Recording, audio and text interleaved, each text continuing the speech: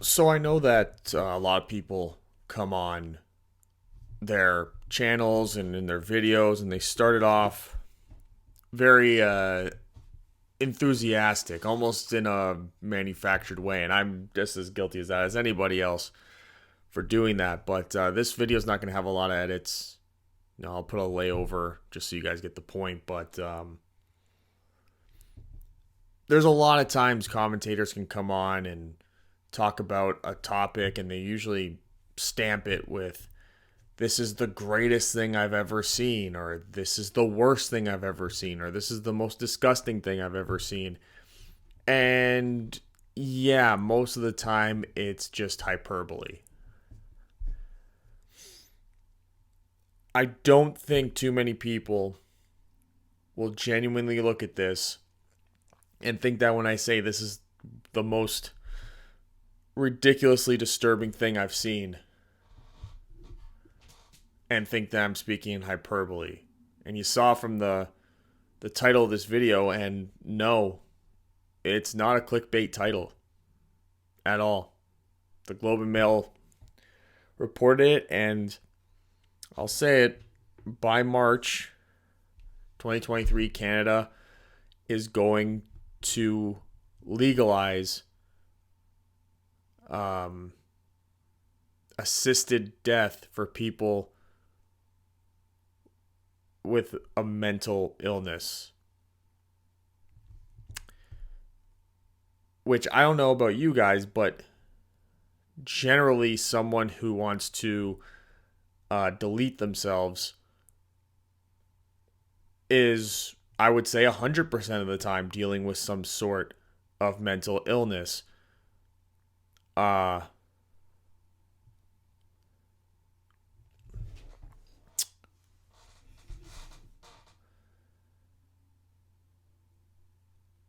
I don't know how there are people who think that this is a good idea. And there has to be people who think think that's a good idea. Or else it wouldn't even be a thing. It would never come up as a suggestion. So somebody in the Canadian Health Department thought this was a good idea, and elected representatives are willing to sign off on it. They're so sure they're going to sign off on it that here in November they're announcing that in March it's going to be a thing.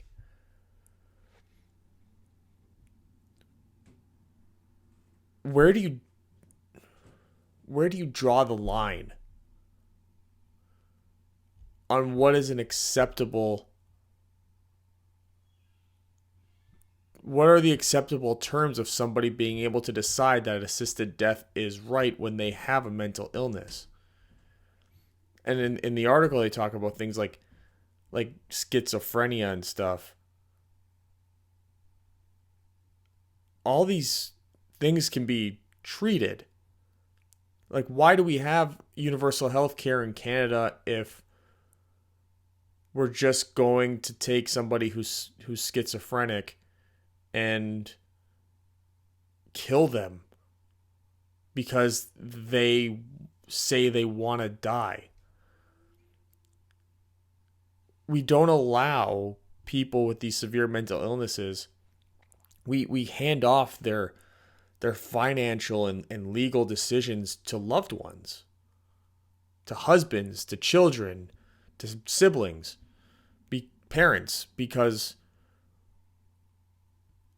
there's supposed to be an understanding that they don't know, that they're not in a state to make a rational, responsible decision, but we're going to pass it off that they can rationally, I guess, decide that they should be dead, which is like the opposite way that we've treated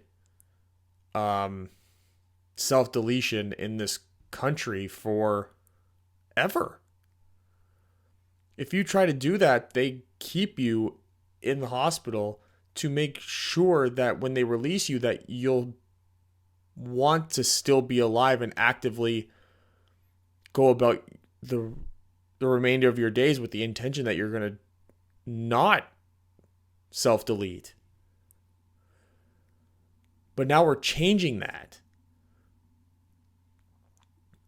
So what does this do when it comes to informed consent with people, when it comes to their finances, when it comes to their legal stuff? Like forget about the clear immorality issue of doing a supported self-deletion on somebody who for just having a mental illness that can be treated with therapy and medical intervention and monitoring and all that stuff. What precedent does this set for consent on a financial issue? Because if somebody is going through an extreme breakdown where they're not capable of rational thought, and they make these gigantic financial decisions in that state, and you can prove that it was made in that state and that it's something that was out of their control, this does this not create a precedent for not being able to not remove the responsibility of it happening, but to provide assistance on how to make it right without just completely destroying their lives? And I think, this type of stuff is so convenient for the times. I mean, we just spent all these years with people being trapped in their homes and away from their loved ones, and just the fear mongering that was going on. And it's undoubtedly that there's a higher level of depression, especially in younger people. So does this not feel like it's more agenda-driven stuff to target young people for another particular agenda? Because we see it all the time with the transitioning, where we always had an understanding about what children can consent to, and then we're simultaneously, society's trying to turn around and say that, but they can consent to permanent body and biological and physical alterations. And now we're saying that an 18-year-old who's had a bad go of it, that now that they're an adult, they can consent to a self-deletion if they can figure out a way to get diagnosed with the proper illness.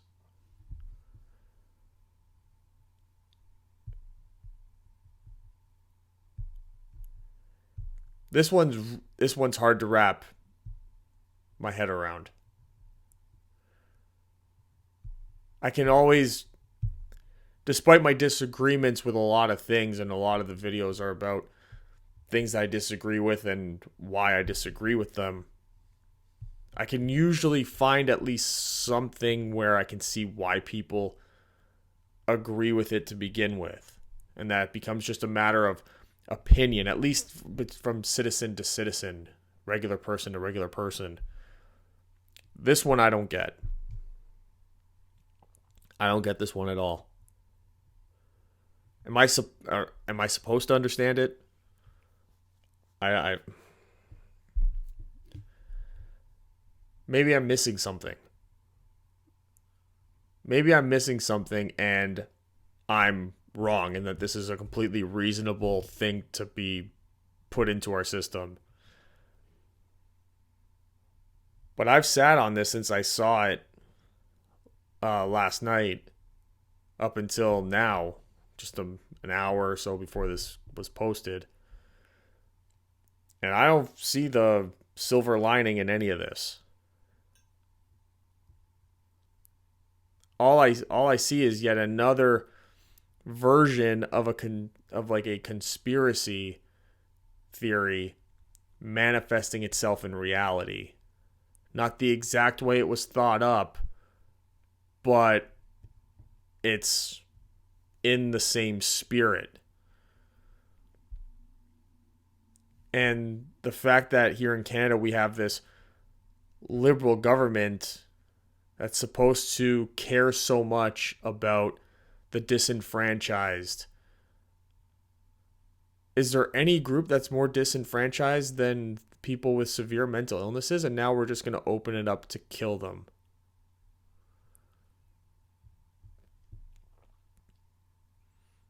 What does this do to the homeless population? Is this something where now there's an excuse to just eradicate homelessness without actually trying to fix the problem of poverty?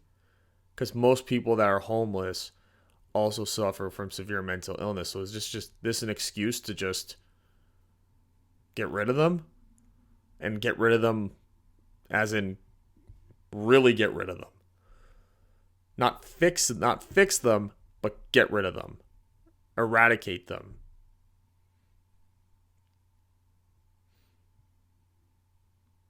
This oozes the same, even worse so than like the prenatal test for like Down syndrome and stuff like that, where Iceland was bragging about the fact that they got rid of Down syndrome. It's like, no, you were just aborting all the babies that tested positive for it. That's not fixing a problem. That's not curing a problem. You're euthanizing the problem. You're euthanizing the people that would have it instead of letting them live and then accommodating their situation with effective social programs and actually doing your job as a government, as representatives of the people. And now it just seems like, oh, Canada has mental health crisis has ended because only 1% of people identify or have been diagnosed with are currently living with a mental illness. It's like, yeah, currently living with a mental illness, because March 2023 we wrote it in that they just get to.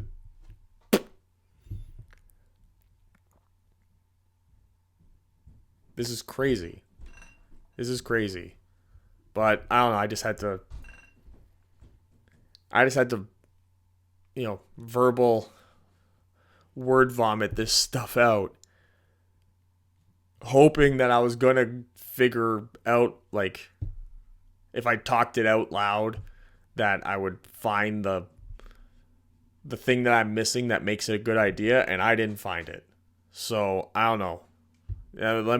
Let me know if you guys found it, because I don't see where it exists at all.